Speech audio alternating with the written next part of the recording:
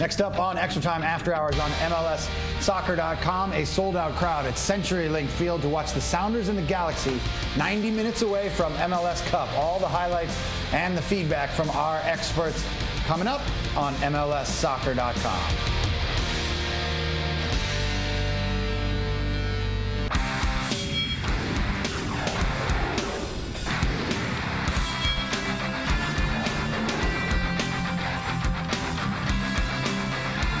Greetings, everybody, and welcome to another edition of Extra Time After Hours on MLSsoccer.com. Here with the guys from Extra Time Radio, Simon Borg and Greg Lalas. I'm Nick Firchau. We're also joined by the MLS insider, Josh Weisenhunt, taking all your comments and questions concerning, well, I don't know, a handful of topics. The Seattle Sounders and the LA Galaxy in the second leg of the Western Conference Final. Tweet us your comments or questions at Extra Time Radio. Josh will get to a couple of those in a few minutes, but right off the top, we know what the 2012 MLS Cup is going to look like. It's going to look a lot like the 2011 MLS Cup. The LA Galaxy at home against the Houston Dynamo on December 1st, 4:30 p.m. Eastern on ESPN. We know that because the LA Galaxy knocked off the Seattle Sounders on aggregate in the Western Conference Final. Seattle Sounders get the best of the Galaxy tonight, 2-1. Doesn't matter. The Galaxy moving on 4-2 on aggregate. Greg, the LA Galaxy, your team most of the year, thought maybe they would get here.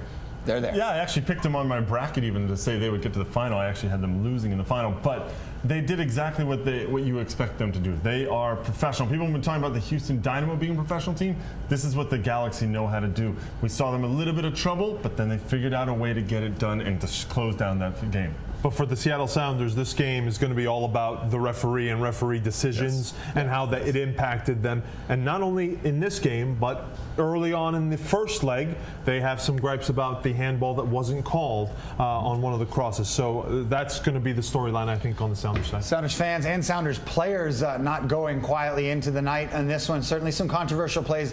None bigger than the goal that Robbie Keane eventually converted on a penalty kick. This is after the Sounders built a 2-0 lead in this game. So then they're down 3-2 on aggregate. All the momentum, again, more than 44,000 people going crazy at CenturyLink. And Greg, take us through this, because nobody on Twitter, players, experts, I don't care who you are, nobody understands what a handball is. Well, I mean, that's the big question here. The handball rules, as stipulated by the actual rules, say it has to be a deliberate motion to make a handball, basically.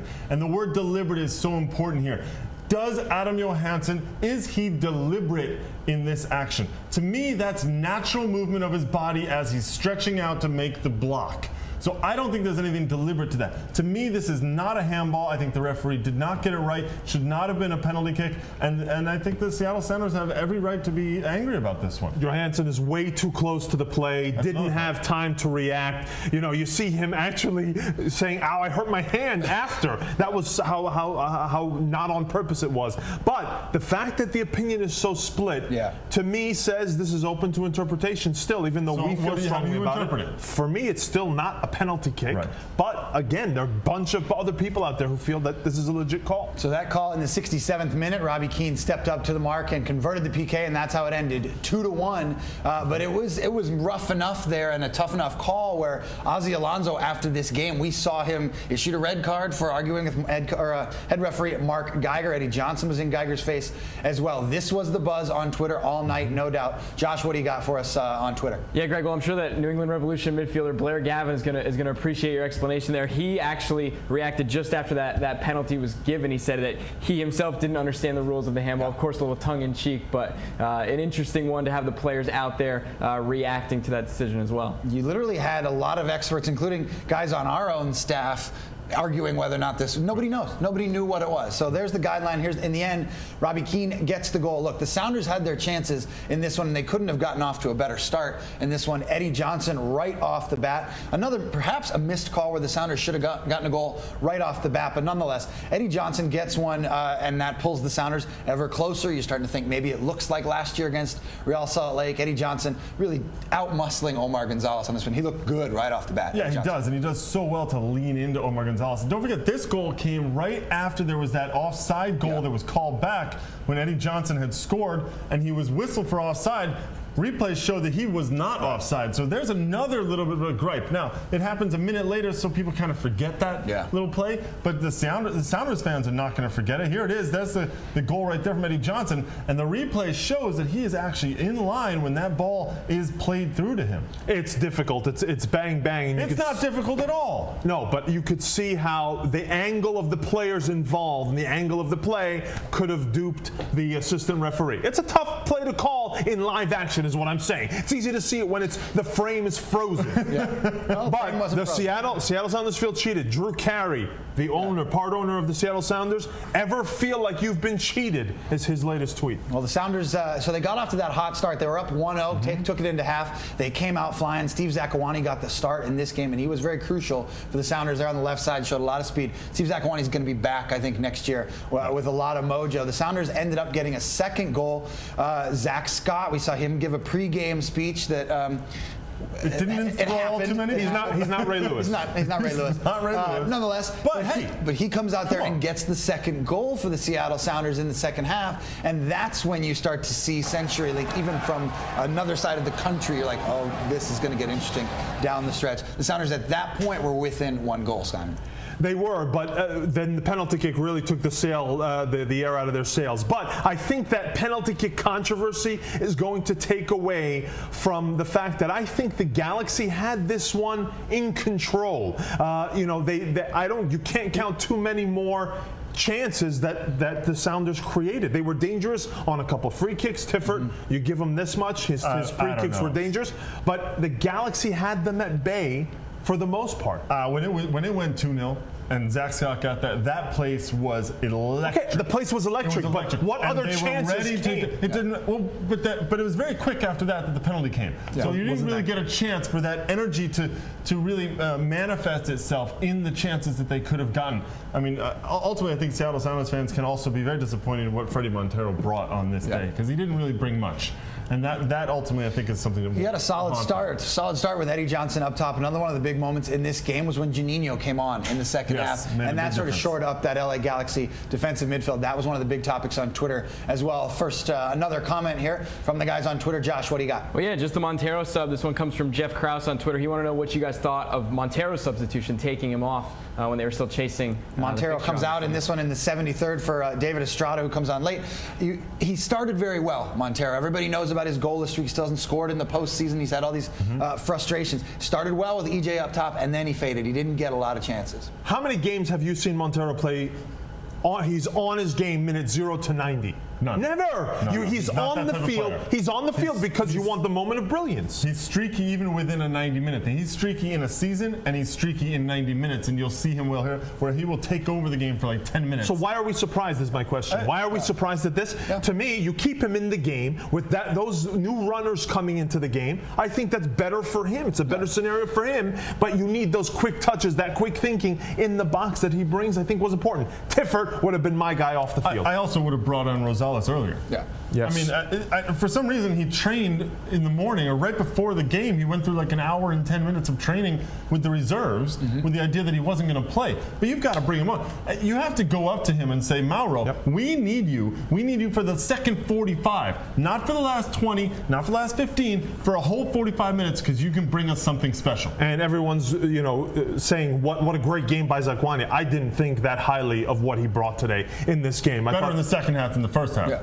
No, Better. not really. Yes, I don't like anything he brought in this game. So I would have yanked him and Tiffert would have been my first two guys off. Rosales came on late for Steve Zakawani. It didn't matter. The LA Galaxy get the win in this one. And another topic we haven't even touched here. Landon Donovan was not on the game day roster. He had hamstring tightness. So we'll have to see what do you think that means? His hamstring is clearly tight. I don't know. I've never heard of that. From here, you've got about 2 weeks for Landon Donovan and any other players that might be banged up. And don't forget, AJ De La Garza might be able to heal up before MLS Cup December 1st. Let's take a look at that game. We now know it's the LA Galaxy and the Houston Dynamo. Similar, obviously, to 2011. The Houston Dynamo are a different team. We've talked about them a lot this year. They are a different team with guys like Boniek Garcia and Ricardo Clark back in the mix. They're going to have a healthy Brad Davis this time. The LA Galaxy are a very similar team. We'll have to see how they shake it out again. They'll have the advantage at the Home Depot Center for the second consecutive year. But the way Houston Dynamo have played going into this, I have to assume it's going to be a tighter game and a better game than it was last year, Sam. Yeah, my distinct recollection of 2011 is the fact that the Dynamo were just plain tired. They couldn't keep up with all the movement and all the running by the Galaxy. I think it'll be a lot more even. Obviously, they have Brad Davis now. They have Kalen Carr, who will be on his way back. So the injured players for Houston will have that much time to get to heal up. It's going to be a much more even game, but I still think the way Donovan and Keane have clicked this year is going to cause problems for a backline, Houston's backline, that I think is still a step slow. I also think that the LA Galaxy midfield, Juninho, is one more year of maturity, of ability, of understanding his teammates and all of that. And I think that he brings something in their midfield that they haven't had for a long time. This is truly a wonderful player to watch. He's as good as Alonso. Another wild card. The Houston Dynamo of 2011 did not have Oscar Boniek Garcia, and he's proven, including today. Again, Boniek Garcia and Ricardo Clark were not there last year. Yes, Jeff Cameron was, but without him, that defense has done fairly well with Bobby Boswell and some of those other guys back there. But Boniek Garcia, Ricardo Clark, and you can't underestimate. It's so important that Brad Davis is healthy in this game. Didn't play a minute last time out. Let's get another question from Twitter. Josh Weisenhunt, the MLS Insider. What do you got, man? Yep. Luke Lohr, who was running the live chat on MLSsoccer.com tonight, he said that a lot of the fans there were worried that a rematch is somehow bad for the league or detrimental as a storyline. What do you guys think? Well, inevitably, this is the competition. This is why everybody suits up and everybody goes out there. If you can't make it to MLS Cup, if you're the Sounders, if you're the Red Bulls, if you're the Kansas City, whatever it is, you didn't make it, right? So there's nothing you can argue there. Would you like to see different teams, maybe different venues host it?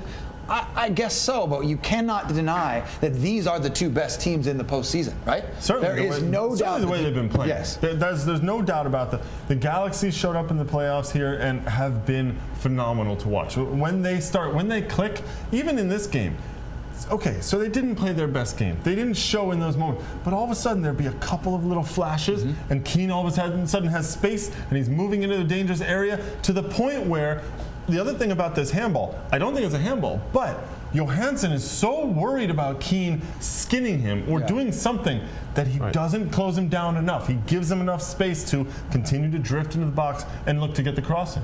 I think the disappointment of the fans might be the fact that it's just the storylines are very much similar to last year. Remember, is David Beckham, is this to be his last year? Now you add Landon Donovan to that. So it's the fact that there's nothing new to the matchup. And we're actually saying the game is probably going to play out along the same lines of last year, maybe a little bit tighter. So I think that's where the fans wanted to see something new, obviously. Fine, but I mean, how many times have we seen, like in boxing, we've seen rematches, and they're phenomenal. This is going to be another situation like that where you have two very good teams coming up against each other. Well, what I like about this Houston Dynamo team, and that makes the dynamic a little bit different, they're a much different team. They're a much more offensively dynamic team. Last year, they relied so heavily on set pieces and Brad Davis and guys in the box, including guys like Jeff Cameron. They're not that dependent this year on that kind of stuff. So you're not just waiting for the Dynamo to get a counter or a set piece when the Galaxy are pounding away at Tally Hall all night. Houston is a better team this year than and they were there's last some year. revenge. Yeah.